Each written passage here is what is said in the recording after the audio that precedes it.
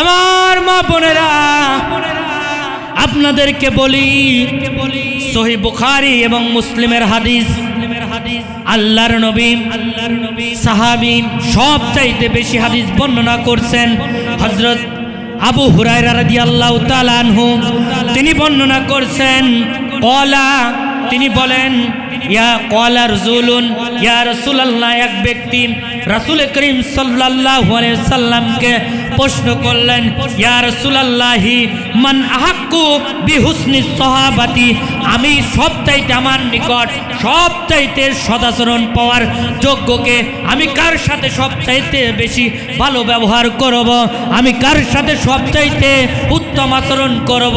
আমার রাসূল সাল্লাল্লাহু আলাইহি সাল্লাম সাথে সাথে সাহাবীকে উত্তর দিয়ে দিলেন, ওই ব্যক্তিকে বলে দিলেন ক্বালা উম্মিকা, তোমার মায়ের খেদমত করবা। চিল্লায় বলেন সুবহানাল্লাহ। এবার ভাইরা আমার সম্মানিত মা বোনেরা, এবার সাহাবী আবার প্রশ্ন করলেন ক্বালা সুম্মা মান, এরপরে আমি কার ইবাদত করব, এরপরে আমি কার সাথে উত্তম ব্যবহার করব, এরপরে আমি কার সাথে সদাচরণ করব? আমার রাসূল আবার বললেন ক্বালা উম্মিকা, তোমার মায়ের খেদমত করবা, মায়ের সাথে তুমি ভালো ব্যবহার করবা, মায়ের সাথে উত্তম আচরণ করবা। এবার ওই সাহাবী আবার প্রশ্ন করলেন ক্বালা সুম্মা মান, আমি এরপরে কার সাথে কি করব, উত্তম আচরণ করব? আবার আমার রাসূল বলে দিলেন ক্বালা উম্মিকা, এবার ক্বালা উম্মুকা, তোমার মায়ের সাথে ভালো ব্যবহার করো।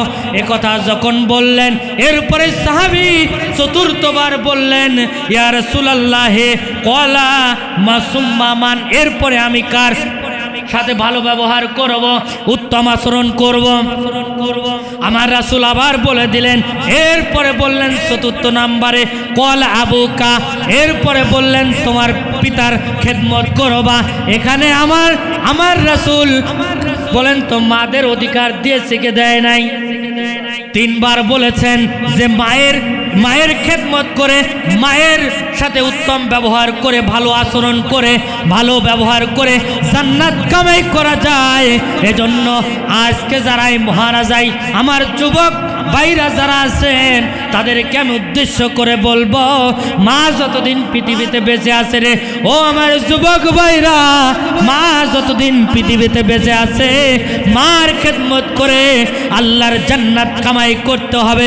চিল্লায় বলেন আল্লাহু আকবার। কিন্তু মা যখন মারা যাবে, ইন্তেকাল করবে, মা যখন দুনিয়া থেকে চলে যাবে, এই জান্নাত কামাই করার দরজা আপনার জন্য বন্ধ হয়ে যাবে। ও মহারাজাই, ও আমার মা বোনেরা, আপনাদেরকে বলি আজ 1 বছর হয়ে গেল আমি নিজেও মা হারাম, আমার জান্নাত কামাই করা দুনিয়াতে বন্ধ হয়ে গেল। আল্লাহ রাসূল বলেন দুনিয়ায় মা বাবা হলো হুমা জান্নাতুকা ওয়া নারুকা, দুনিয়ায় পিতা মাতা হলো তোমাদের জন্য জান্নাত, আবার পিতা মাতাই হলো তোমাদের জন্য জাহান্নাম। তাহলে ইসলাম অধিকার দেয় কি দেয় না বলেন? নারীরা আজকে বলে ইসলাম অধিকার দেয় নাই। ও মহারাজাই, কাহালুর মা বোনেরা ভালো করে শোনেন, আপনাদের অধিকার ইসলাম দিয়েছে, ইসলাম দিয়েছে, ইসলাম দিয়েছে। এজন্য আপনাদেরকে ইসলাম ঠকায় নাই, ইসলাম আপনাদেরকে মানতে হবে। আর শুধু তাই নয়, শুধু তাই নয়, শুধু তাই নয়, আল্লাহ রাসূলের কাছে একজন সাহাবী প্রশ্ন করলেন, ইয়া রাসূলুল্লাহ, ইয়া হাবিবাল্লাহ, হুজুর আমি দুনিয়াতে কেমনে জান্নাত কামাই করব, আপনি আমাকে বলে দেন। রাসূল করিম সাল্লাল্লাহু আলাইহি সাল্লাম বলেন, ও আমার সাহাবী, তুমি যদি তোমার মায়ের দিকে নেক নজরে যদি একটা বার তাকাও, একটা বার যদি নেক নজরে তাকাও, তাহলে আমার আল্লাহ তাআলা তোমার আমল নামায় একটি কবুল হজের সওয়াব দিয়ে দেয়। আপনার বাড়িতেই জান্নাত আছে, আছে না নাই বলেন? আপনার বাড়িতেই জান্নাত, আর আপনি আজকে হজ করে আসতেছেন আর মায়ের সাথে খারাপ ব্যবহার করতেছেন। আল্লাহ বলে, হাজিরে যতই তুই হজ করিস না কেন, যতই উমরা করিস না কেন, মায়ের সাথে খারাপ ব্যবহার করলে আমার জান্নাত তোর জন্য বরাদ্দ হবে না। তাহলে বলেন তো, এরপরে হাদিস শেষ হয় নাই। সাহাবী এবার প্রশ্ন করলেন, ইয়া রাসূলুল্লাহি, ইয়া হাবিবাল্লাহ, হুজুর, আমি যদি আমার মায়ের দিকে নেক নজরে 100 বার তাকাই, তাহলে আমি কি 100টা কবুল হজের সওয়াব পাবো নাকি? আমি কি 100টা কবুল হজের সওয়াব পাবো? আমার রাসূল বলেন, সাহাবারা রে, ও আমার সাহাবী শোনো, শুধু তাই নয়, তুমি যদি 100 বার তোমার মায়ের দিকে নেক নজরে তাকাও, আমার আল্লাহ তাআলার ও সওয়াবের কোনো অভাব নাই। আমার আল্লাহ তাআলা তোমার আমল নামায় 100 কবুল হজের সওয়াব দান করবেন। চিল্লায়ে বলেন সুবহানাল্লাহ। আমার মা বোনদেরকে ঠকাইছে নাকি? ঠকায় নাই। তাহলে আজকে এই মাদের সাথে আজকে অনেক যুবক ভাইরা, অনেক মায়ের সাথে তার ছেলেরা খারাপ ব্যবহার কি করে কি করে না? এই খারাপ ব্যবহার করা যাবে না। যদি খারাপ ব্যবহার যদি আপনি করেন, তাহলে আপনার জন্য জান্নাত বরাদ্দ হবে না। আপনাকে মৃত্যুর আগ মুহূর্তে আল্লাহ কালেমা বন্ধ করে দিবেন। কেমনে বন্ধ করে দিবেন দেখেন, আমি আপনাদেরকে হাদিস থেকে শোনাই। নবীর একজন সাহাবী, নাম হলো হযরত আলকামা। নাম কি বলেন? হযরত আলকামা রাদিয়াল্লাহু তাআলা আনহু, তিনি নামাজ পড়েন, হজ করেন, যাকাত দেন, যত ইসলামের মৌলিক বিষয় আছে সমস্ত বিষয়গুলোকে তিনি 100% মানার চেষ্টা করেন, 100% মানেন। কিন্তু ওই সময়ে রাসূলের সাহাবী নাম হলো হযরত আলকামা। এবার আলকামা কি করলেন, যখন তিনি তার বয়স হয়ে গেল, তিনি মৃত্যু শয্যা অবস্থায়, মৃত্যু শয্যা যখন অবস্থায়, ওই সময় একজন সাহাবী এসে রাসূলকে বলছেন, ইয়া রাসূলুল্লাহ, আপনার ওই সাহাবী, আপনার জলিল কদর সাহাবী হযরত আলকামা রাদিয়াল্লাহু তাআলা আনহু মৃত্যু শয্যা অবস্থায়, কিন্তু আমরা তাকে কালেমা পড়াতে চাই, কিন্তু জবান দিয়ে কালেমা বের হয় না। আল্লাহ রাসূল বলেছেন, মৃত্যুর আগ মুহূর্তে যার কালেমা নসিব হবে, যদি কালেমা পড়তে পড়তে মৃত্যু হয়ে যায়, তাহলে তার জন্য আল্লাহর জান্নাত বরাদ্দ হয়ে যায়।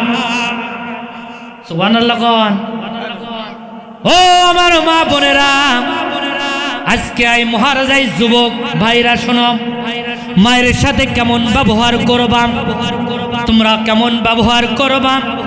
আল্লাহ রাসূল এবার কি করলেন, হযরত বিলালকে পাঠিয়ে দিলেন, বিলাল রে, যাও আলকামাকে কালেমা পড়াও, কারণ কালেমা যে পড়তে পড়তে মৃত্যু হয়ে যাবে, তার জন্য আল্লাহর জান্নাত বরাদ্দ হয়ে যাবে।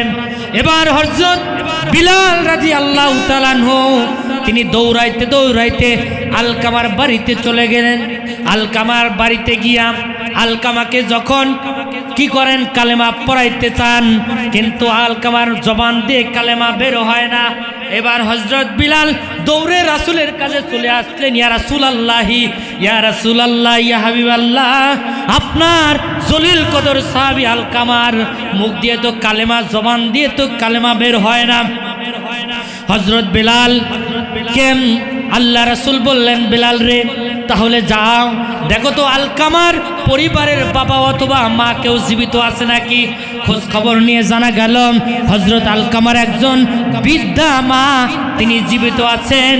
তিনি বৃদ্ধ মাকে ডাকলেন, আল্লাহর নবীর কাছে বৃদ্ধা মা আসলেন। আল্লাহর নবী হযরত আলকামার এবার মাকে ডাক দিয়ে বলেন, ও আলকামার মা, আল্লাহে আপনি সেই আল্লাহর শপথ করে বলেন তো, আপনার সন্তান আলকামা আপনার সাথে কি ব্যবহার করেছে,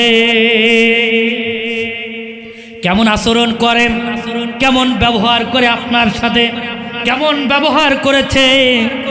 আলকামার বৃদ্ধা মা বলেন, ইয়া রাসূলুল্লাহি, ইয়া হাবিবাল্লাহ, হুজুর, আপনাকে আমি মিথ্যা বলতে পারবো না, আমি মিথ্যা বলতে পারবো না।